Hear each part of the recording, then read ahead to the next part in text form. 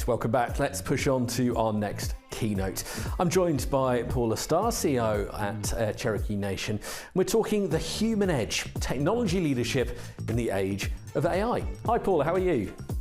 I'm doing quite well. How are you doing today? Yeah, really good, thank you. Thank you so much for joining us. I've been looking forward to this one. The title genuinely fascinates me because it encompasses so much of what we're talking about here. It's the balance between AI and humans and leadership. It really excites me. So less of me, more of you. Over to you. And if there's any questions, I'll come back with you at the end. Okay, thank you so much. Well, CEO Tech Live, I'm glad to be here with you today. If you're joining me, again, my name is Paula Starr. I'm CIO at Cherokee Nation. And if you're joining me today, it's likely because you are grappling with some kind of AI issue. And I'm going to give you a spoiler alert. I do not have all the answers for you today. But what I do have for you is a discussion about what is often neglected. It's the importance of the human in technology service delivery and what that means in a very operational environment. So let's get into it. I'm going to tell you just quickly my perspective. Again, I'm a CIO. Hey, I've been okay? CIO for 3.5 years. I just had to, just stepped out of the studio for a second. Yes. Yeah, I thought it was. Yeah, there's a presentation going on at the moment, so I just stepped out. Sorry, we've got some background noise there, guys. I have to be very quick, so I'll need to be back in again in a second. I'm going to keep on going very on. Quickly, I've got a message So from, I've been a CIO for 3.5 years. The team I lead is not huge, but we do have a large citizen base. And what I think really sets us apart is our alignment to our mission, our values, and to our overall strategy. And it's led us to some very good places. We became the first tribal government IT department to win a CIO 100 award. And you can see there's a picture of me getting an award from Ken Jennings to prove it. The most exciting part of that was not necessarily meeting Ken Jennings, sorry, Ken, but it was that we were on the stage with companies like GM, Pfizer, and Mattel.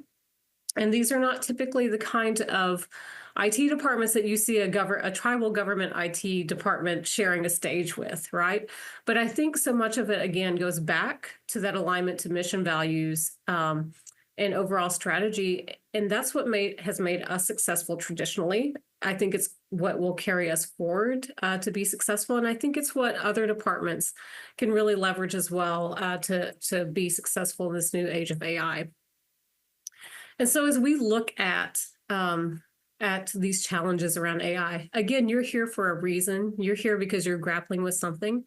And there's a lot to deal with, right? And when I look at why we feel so challenged by AI, there's a number of reasons. The first is that ChatGPT launch, from the perspective of a technology leader, that timing was horrible. And I say this because if you look at the past few years, you look at 2020 and how terrible that year was with the pandemic, there was illness, there was death, there was uncertainty. You weren't sure if your company would survive through that period. And then as we shift into 2021, we start looking at how do we manage a hybrid workforce. Remember those quaint times when that was our biggest issue, is how do I manage a hybrid workforce?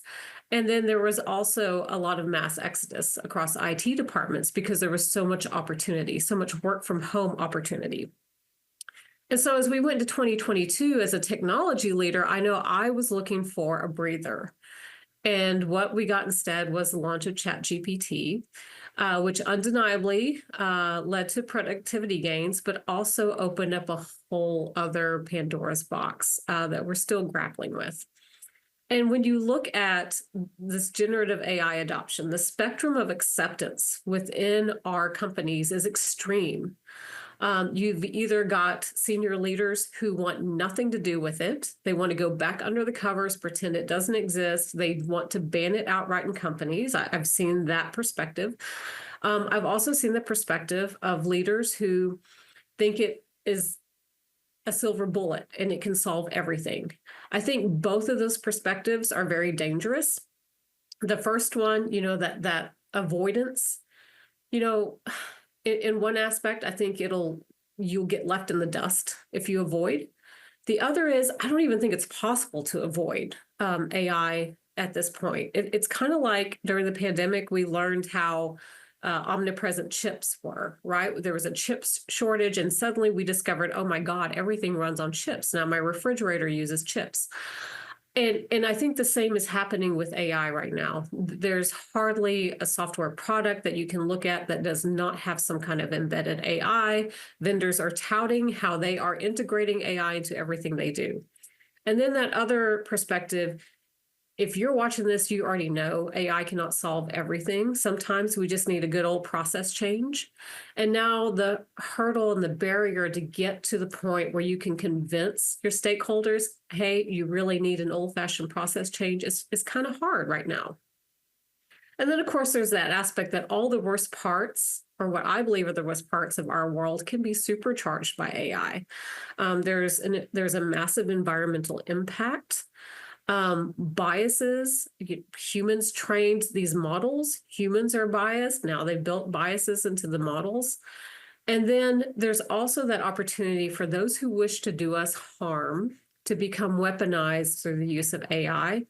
Cyber attackers were already incredibly sophisticated. I feel like the last thing that we needed to do was help them improve their arsenal. And yet here we are, right? So in addition to all of that, if you're in technology, you feel this burden to learn everything. There's so much to learn. I know I'm spending a tremendous amount of my spare time in thought around AI and reading and learning about AI. But there's also this real lack of transparency, right? We know, we understand how LLMs work. We understand how Gen AI works. But is there truly transparency around the models and how the models think and why they're giving us the answers they're giving us? I would venture that none of us truly understands that piece, right? And so I've got an example here for you. As I was preparing this presentation, you've seen I've already used quite a bit of AI generated illustrations, right?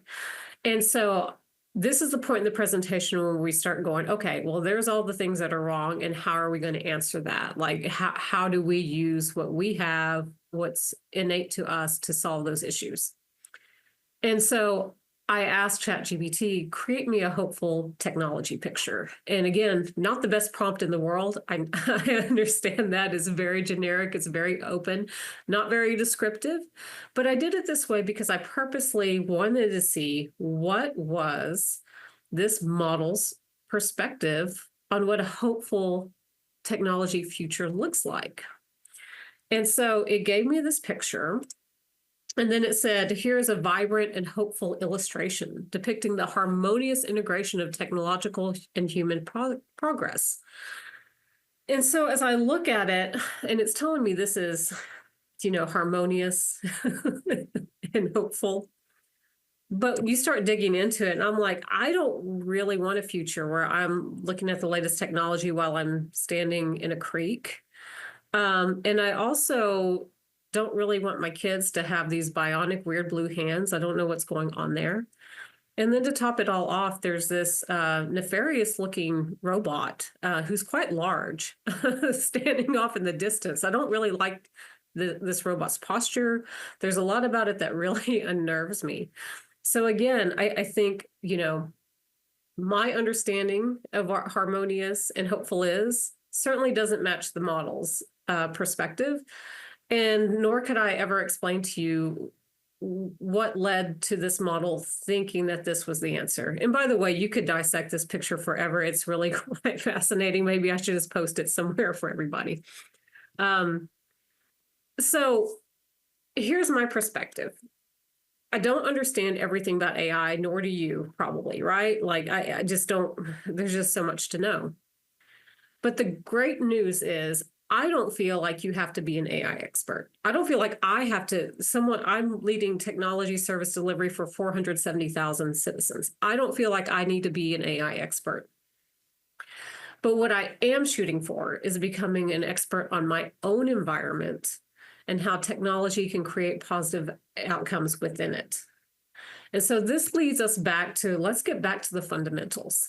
If you haven't dusted off your mission statement and your values in a while, now's the time to do it. When I look at Cherokee Nation's mission, it tells me that we are focused on our inherent sovereignty. We certainly do use technology to that end. I do believe you cannot have sovereignty within your government without agility, and agility doesn't come except through technology these days. You cannot have agility without technology, does not happen. The other part of our mission also says that we need to focus on preserving language, culture, and Cherokee values. So that's great guidance right there, right? Those are the means to which I need to pursue technology. And it may not even be AI, but that's the means to which I need to pursue technology. There's another part of this mission that says we're focused on the next 7 generations of Cherokees. So that means there's a sustainability piece there that we really need to keep in mind. I mentioned environmental impact earlier. There's trade-offs. There are absolute trade-offs in AI usage and environmental impact. So I'm not really interested in using AI in frivolous ways for that reason. Values. We have a whole list of Cherokee values. For us, this is a pretty easy one. We have explicit values. One of them says, include everyone, however many. So again, big importance there on making sure that we're not incorporating biased systems. And then there's also one that says that we need to be stingy with one another, like a mother with her child. I never understood what that meant until this age of AI. And what I see as being stingy is, let's be stingy with our data, with the things that make us, right? The things that are important to us. Let's be stingy and make sure we're not letting models train on them unless we want them to train on them. And then finally, best practice. If you are an ITIL shop, make sure you're practicing ITIL. If you don't know what ITIL is, I recommend finding out and checking out ITIL V4 best practices. I think there's a treasure trove in there. And if you're using those, you're going to be a very fundamentally sound technologist. And finally, meet the moment. Learn. That one's obvious. You have to keep learning. Be protective. A lot of people are focused on guardrails around AI. That's great work. I commend it. I agree with it. But the two that I think that we neglect to really focus on are be transparent and build relationships. Yes, we lack transparency around AI, but don't lack transparency within your own environments. Be transparent with your users, with your stakeholders. Make sure they understand what your point of view around AI is and why you want to be so protective. People often don't understand that. They just want to be productive. They just want to be able to use the functionality. They don't understand why you're being so protective. So be transparent about it. Build relationships. That is one big key.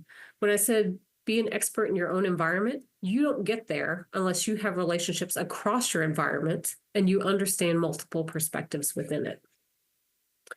That leads us to our Cherokee real world strategy, which is a mix of people, structures, and tools.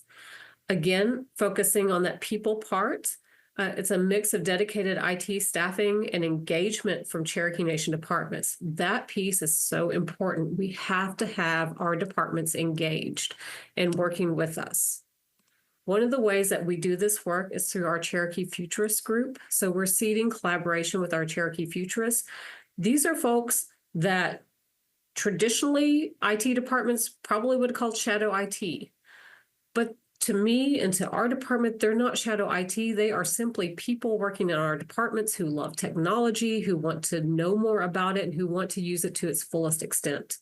So we come together with that group on a monthly basis. We come together on a monthly basis. We talk about the technology in our environment. We talk about our hopes for the future and new things that we could be doing. And this is the group that we are working through to also start looking at what are our use cases? How do we create a truly comprehensive use case inventory? And again, I've got that whole mission and vision there because I love it. I believe in it so strongly. This is us coming together, IT plus departments, to solve real world challenges. And then finally, we learn together. We learn together through things like our Cherokee Technology Summit. You can see there, here's a picture from our summit where our chief signed the first tribal executive order on emerging technologies. And by the way, after that was done, we had a full information session on that EO to talk through every objective while we're working through it so that we have full transparency with our departments and that they can give us input. But this summit is an annual event for the Cherokee workforce, and it's presented by both us as a Cherokee Nation IT department and our vendor partners. So some of the sessions we had this year that we just really loved were everyone worked on getting their AI driver's license with WWT. There was a 4-hour AI workshop with IDC. And we had a cybersecurity choose your own adventure session with Mandiant. And there was some deep fake stuff going on in there to help people understand what they need to look out for. As you move into the future, I want to leave you with this quote. Ethan Mollick said, "Nobody has special information about how best to implement AI in your company or a playbook for how to integrate it into your organization. Nobody has that but you. You have the capability to have that information. You, through relationships with the rest of your organization, the other departments, with your stakeholders, you can move towards that, but it absolutely has to happen through inclusivity. It has to happen by building bridges to your departments. But if you can do that and you understand the technology, you can really, truly do special things. And again, I thank you for letting me share this time with you. I know time is an investment, and I appreciate you investing it with me. Thank you very much, Wado. Paula, thank you so much. Really, really enjoyed that. And what you said there with the playbook quote, absolutely on point for me. We're in such an exciting, fast-moving environment when it comes to Gen AI. There is no playbook. Well, just as a final word, what advice would you have for leaders who are in that situation? They know there is no playbook here and they're trying to get it right. What are your thoughts about how they should approach that situation? Because it is relatively scary when you're trying to get this right in such a fluid and fast-moving environment. Again, I say don't go it alone. Absolutely co-create your strategy with other leaders across your organization because they want to take part in it. I guarantee you they want to take part of it and they want to feel included. And so that's my advice is just don't go it alone. Make it a team sport. Absolutely, Paula. Thank you so much. Really, really enjoyed that. And thank you for joining us here at Tech and AI Live New York. Thank you. My pleasure.